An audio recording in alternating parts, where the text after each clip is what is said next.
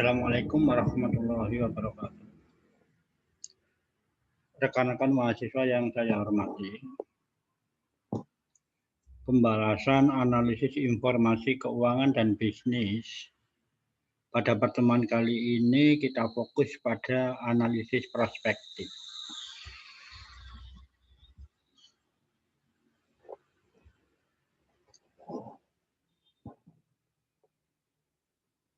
Sebuah perusahaan itu harus menyusun proyeksi laporan keuangan.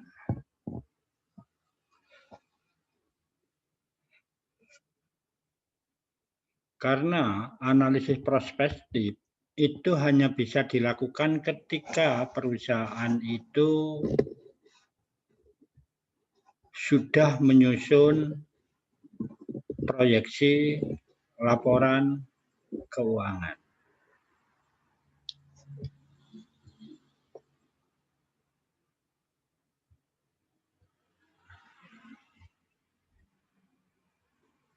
Manfaat dari analisis prospektif itu adalah untuk penilaian keamanan sebuah perusahaan.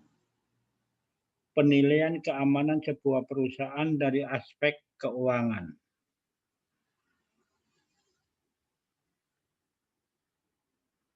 Kita bisa menilai model arus kas bebas dan pendapatan sisa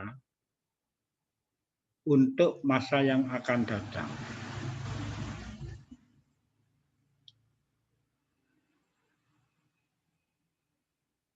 Dari penilaian keamanan ini,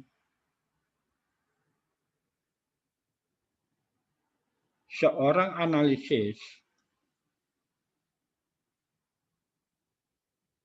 bisa memprediksi apakah perusahaan ini akan mengalami kebangkrutan atau memiliki prospek yang bagus di masa yang akan datang.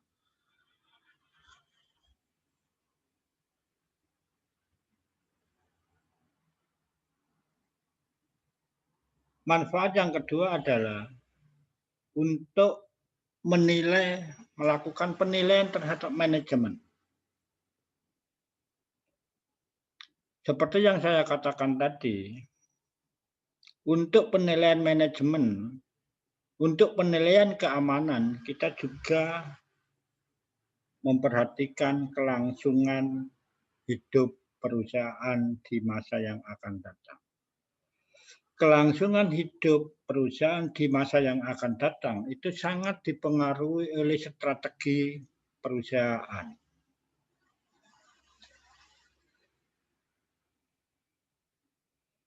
Strategi perusahaan yang baik akan menciptakan keunggulan kompetensi mereka untuk bersaing dengan kompetitor mereka.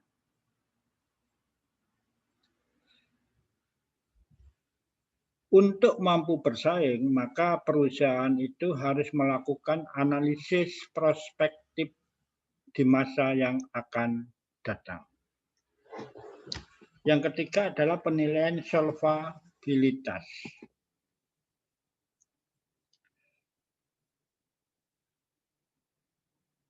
Ketika perusahaan itu mau mengembangkan pertumbuhan perusahaan mereka, tentu membutuhkan dana.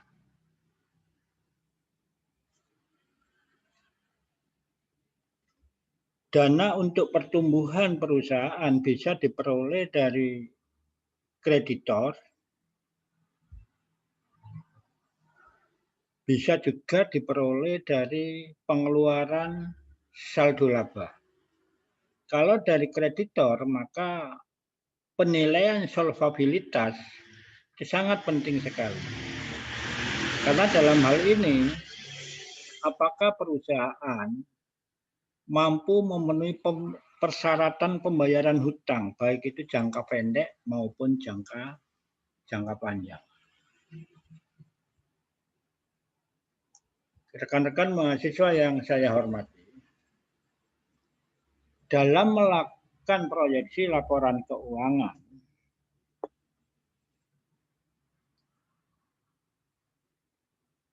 ada dimensi waktu yang harus diperhatikan.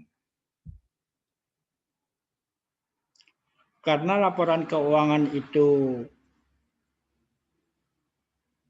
digunakan oleh berbagai macam pihak, baik itu internal maupun eksternal, maka dimensi waktu itu sangat penting.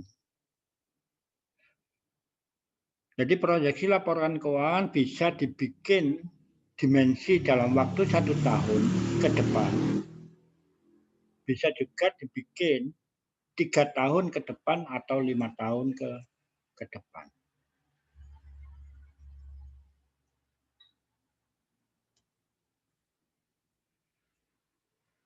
Karena masa yang akan datang itu dipengaruhi oleh berbagai hal, berbagai kondisi, berbagai event, maka proyeksi laporan keuangan biasanya dibuat dalam beberapa skenario.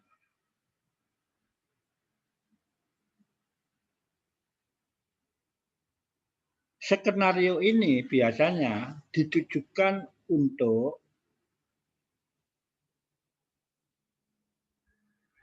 menyesuaikan proyeksi laporan keuangan dengan kondisi yang ada di masa yang akan datang.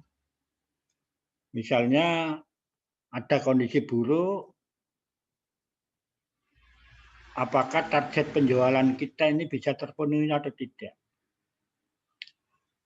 Kalau tidak bisa terpenuhi, maka perusahaan harus melakukan penyesuaian terkait dengan proyeksi laporan keuangan. Karena penjualan dari produk mereka itu akan dipengaruhi oleh kondisi yang buruk tersebut. Kalau kondisi itu normal saja, maka proyeksi laporan keuangan itu harus dilakukan sesuai dengan realitas yang ada dan kemampuan perusahaan. Jadi tidak boleh membuat proyeksi laporan keuangan yang tidak sesuai dengan realitas dan tidak sesuai dengan kemampuan perusahaan. Rekan-rekan mahasiswa yang saya hormati, bagaimana kondisi itu kalau kondisi yang terbaik? Dari kondisi yang terbaik ini kita mengharapkan pertumbuhan penjualan kita itu di atas target. Karena di atas target, maka kita memerlukan evaluasi terkait dengan utilitas yang mendukung perubahan volume penjualan. Kalau kita tidak mampu membuat strategi itu, maka bisa saja nanti penjualan yang kita targetkan itu tidak bisa naik karena strategi kita tidak mempunyai dukungan sumber daya yang ada dalam perusahaan. Rekan-rekan mahasiswa yang saya hormati,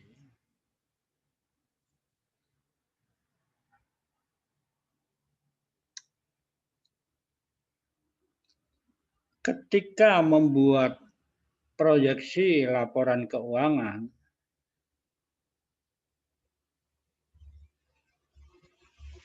maka kita harus bisa membuat pilihan-pilihan, membuat interaksi dan membuat proyeksi itu secara layak. Jangan sampai proyeksi itu terkesan hanya kejutan aja. Karena kejutan, maka proyeksi laporan keuangan itu tidak realistis dan tidak sesuai dengan kemampuan perusahaan. Rekan-rekan mahasiswa yang saya hormati, sumber data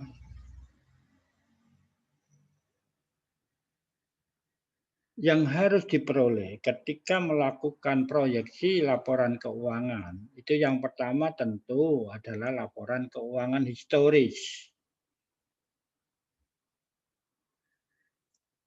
dan laporan keuangan yang komparatif. Misalnya laporan keuangan 3 tahun yang lalu, itu dinamakan laporan keuangan komparatif. Laporan keuangan yang mana yang harus kita telaah, yaitu neraca, laporan laba rugi, dan arus kas, serta catatan atas laporan keuangan. Itu data yang pertama. Data yang kedua, itu adalah kondisi konsumen. Untuk mengetahui kondisi konsumen, maka perusahaan biasanya menyebarkan kuesioner atau melakukan survei terhadap produk yang kita jual maupun produk yang dijual oleh pesaing kita. Data yang kedua adalah data pasar secara umum. Kondisi budaya dan tradisinya. Data yang ketiga adalah kondisi makroekonomi. Sumber data ini bisa diperoleh dari Badan Statistik Nasional, bisa dari BI, bisa dari Menkyu, atau sumber-sumber lain yang relevan.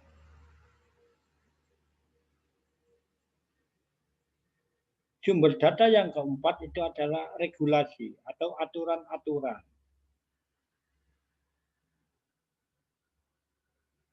Yang membatasi kegiatan perusahaan kita.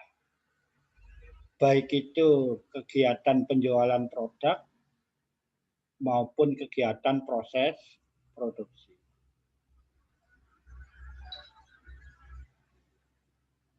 Yang kelima adalah target jangka pendek dan target jangka panjang perusahaan.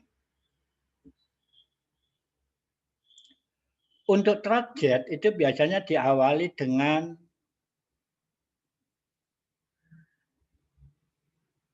pertumbuhan atau target penjualan.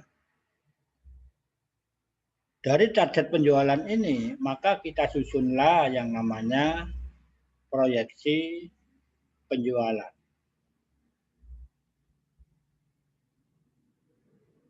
Untuk menyusun proyeksi penjualan, tentu kita butuh sumber data yang telah disebut di atas.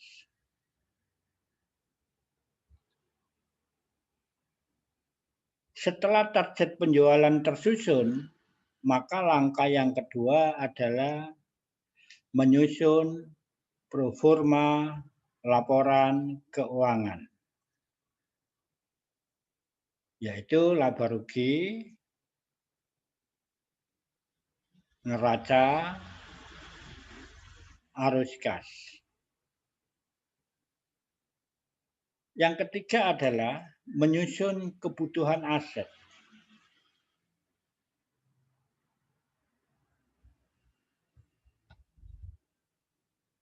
Proyeksi penjualan itu tidak lepas dari proyeksi kebutuhan aset.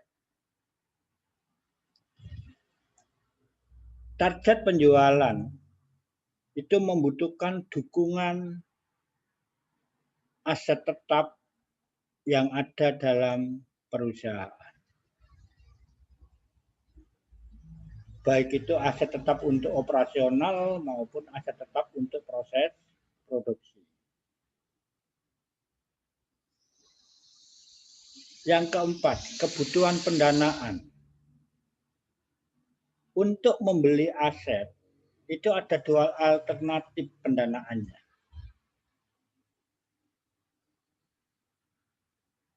Beli secara kredit, atau untuk membeli aktiva butuh pinjaman ke bank,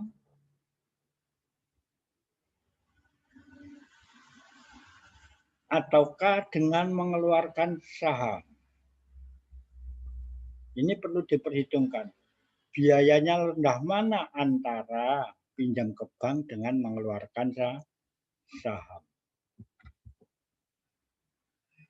Untuk membuat proyeksi penjualan, proforma laporan keuangan, kebutuhan aset, dan kebutuhan pendanaan, maka diperlukan asumsi penyusunan proyeksi.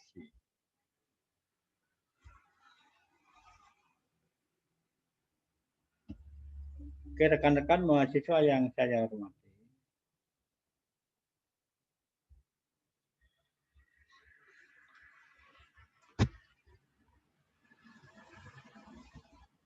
Seperti yang dikatakan tadi, ada dibahas tadi bahwa proyeksi laporan keuangan itu diawali dengan proyeksi penjualan.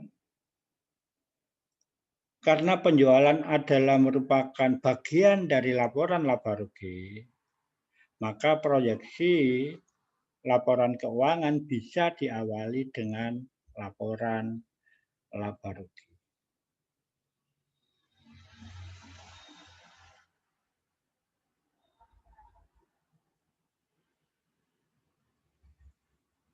Ada beberapa hal yang harus diperhatikan ketika kita menyusun proyeksi laporan laba rugi. Dan memerlukan informasi yang sangat rinci dari pihak eksternal terkait dengan tingkat kegiatan ekonomi makro yang diharapkan.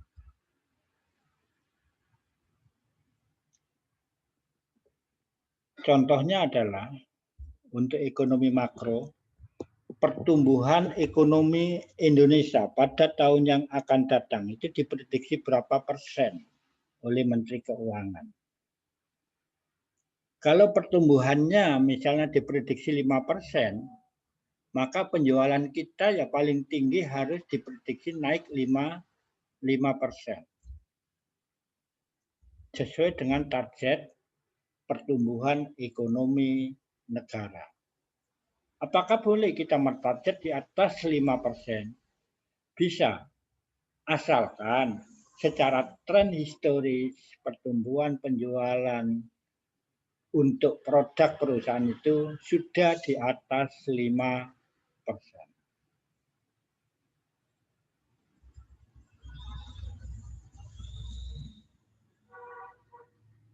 Kenapa kita harus mengacu pada tingkat kegiatan ekonomi makro? Karena orang mengkonsumsi barang atau orang membeli barang itu dipengaruhi oleh pendapatan per kapita. Ketika pendapatan per kapita suatu negara itu tinggi, maka konsumsi atau tingkat kemampuan atau potensial untuk membeli barang itu juga tinggi.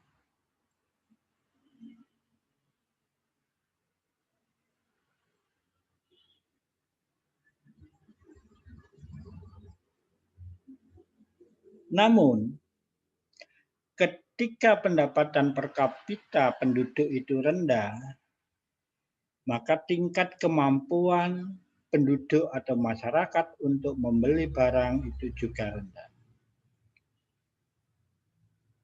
Contoh, pada saat ini kita berada dalam situasi kondisi pandemik.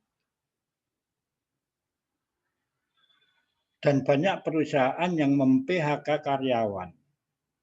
Karena di PHK maka tentu tidak ada sumber pendapatan untuk karyawan yang di PHK tadi. Dan secara langsung pandemik ini juga menurunkan pendapatan per kapita suatu negara. Sehingga sangat mustahil sebuah perusahaan bisa meningkatkan penjualan mereka pada masa pandemik ini. Ya masih ada sih beberapa perusahaan yang malah meningkat penjualan jasa maupun barang mereka. Penjualan jasa yang meningkat ya seperti Zoom, Google Meet itu meningkat. Penjualan produk yang meningkat itu hanya untuk produk-produk sanitizer. Dan itu hanya bisa diproduksi oleh perusahaan-perusahaan yang sudah mapan. Karena sebelum ini perusahaan yang mapan itu tidak pernah kepikiran untuk membuat sabun atau ya pencuci tangan yang sanitizer. Terus penjualan barang masker itu juga lagi marak. Itu artinya apa? Artinya ketika pandemik pun masih ada peluang untuk berbisnis. Jadi tidak melulu pandemik ini bisa menurunkan target penjualan untuk semua produk. Yang kedua, lanskap kompetitif.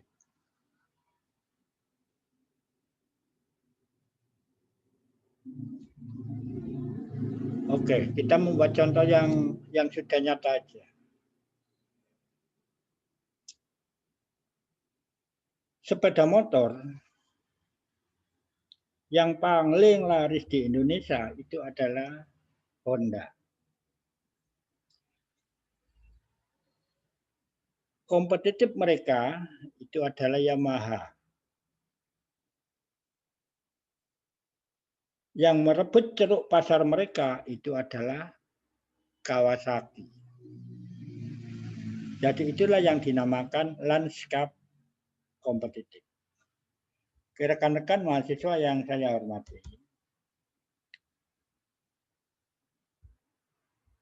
Untuk menyusun proyeksi laporan keuangan, maka perlu kita perhatikan langkah-langkahnya agar kita tidak tersesat ketika menyusun proyeksi laporan laba.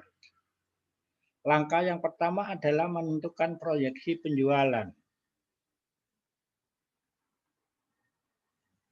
Berapa besarkah penjualan yang kita proyeksikan untuk naik di tahun depan?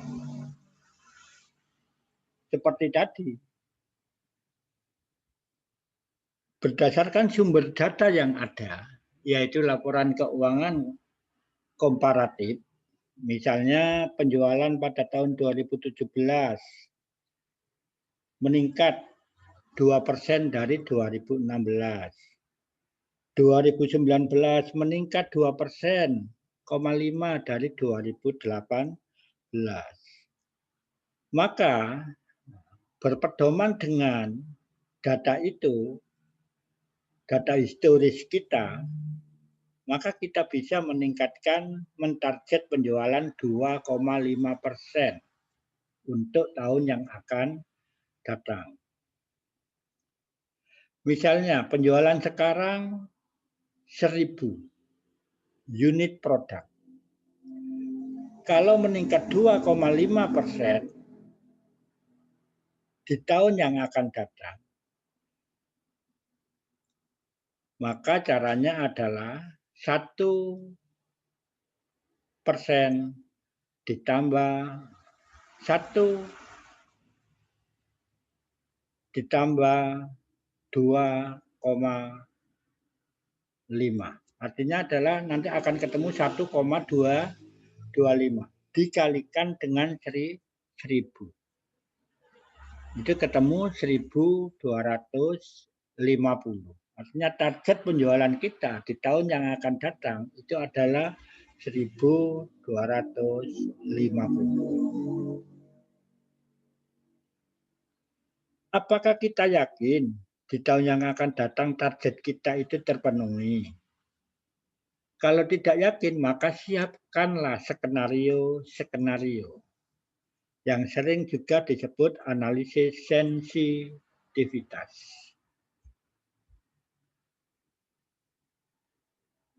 Misalnya di tahun yang akan datang itu ada pemilihan presiden.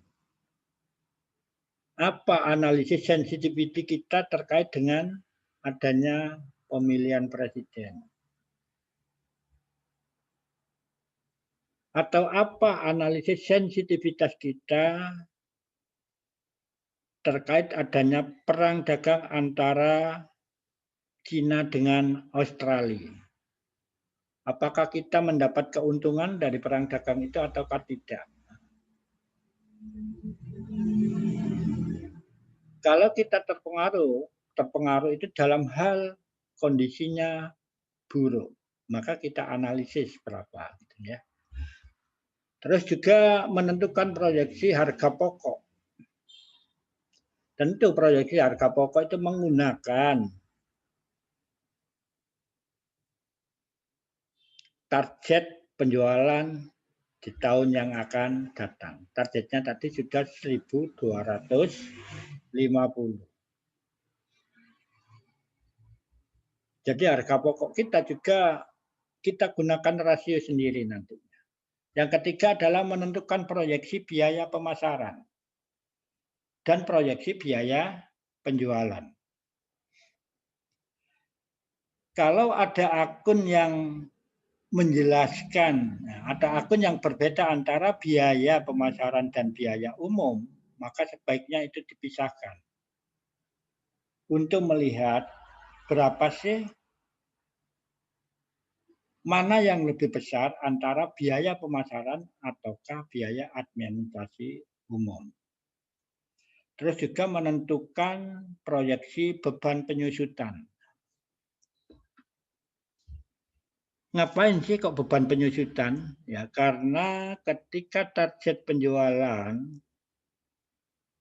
itu sudah didok, maka ada kemungkinan penambahan aktiva. Karena ada penambahan aktiva, maka kita harus melakukan proyeksi penyusutan. Yang kelima, menentukan proyeksi beban bunga. Seperti yang dikatakan tadi bahwa apakah pembelian aktiva itu dilakukan secara kredit atau tunai? Jika kredit, maka harus dianalisis proyeksi beban bunga. Kalau ada data terkait dengan persentase beban bunga, maka gunakan data itu. Misalnya kredit bank sekarang bunganya 12%. Ya gunakan yang 12 itu, jangan membuat asumsi sendiri jika itu tersedia. Terus yang keenam adalah menentukan proyeksi beban pajak.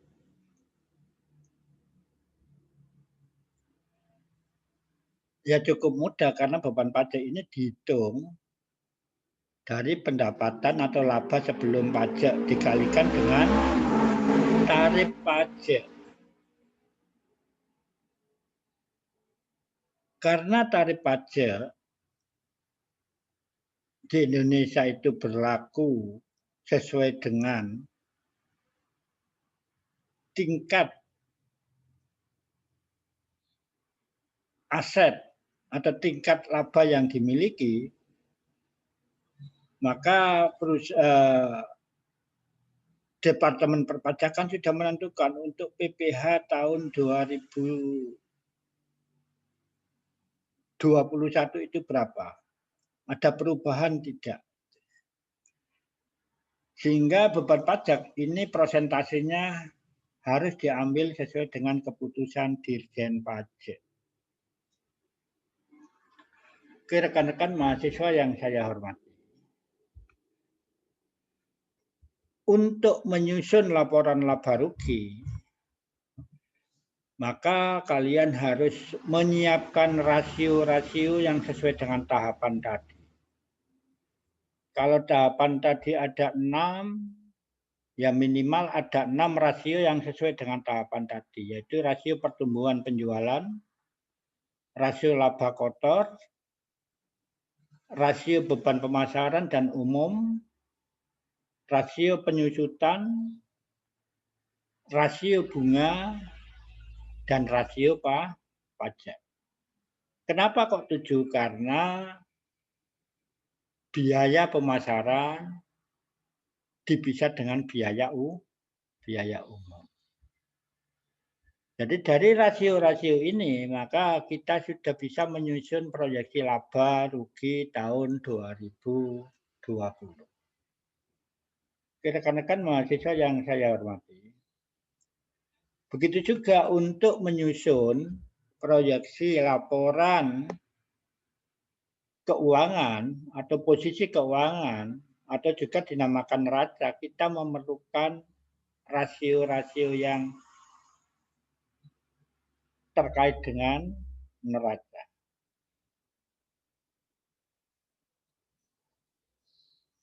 Ada beberapa tahap ya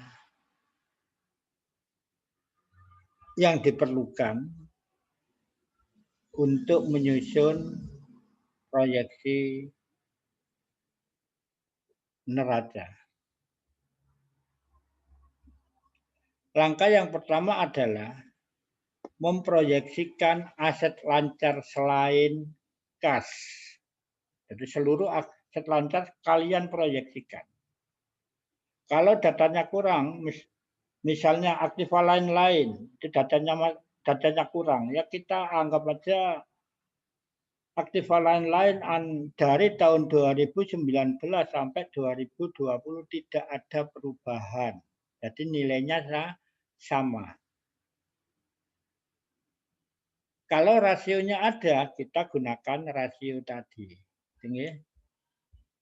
Jadi ada 10 langkah yang harus dilakukan ketika mau menyusun proyeksi neraca. Yang pertama adalah tentukan perputaran piutang. Hitung perputaran persediaan. Lakukan proyeksi aktiva tetap. Lakukan perhitungan perputaran hutang. Lakukan perhitungan perputaran biaya yang masih harus dibayar. Kalau ini tidak ada ya nggak usah digunakan perputaran biaya yang masih harus dibayar. Hitung proyeksi atau rasio rasio pajak dengan beban pajak. Prediksi pembayaran dividen di tahun yang akan datang. Yang terakhir adalah prediksi pengeluaran modal. Setelah ini semua ketemu presentasinya, kalian bisa menyusun proyeksi neraca. Demikian, semoga bermanfaat. Assalamualaikum warahmatullahi wabarakatuh.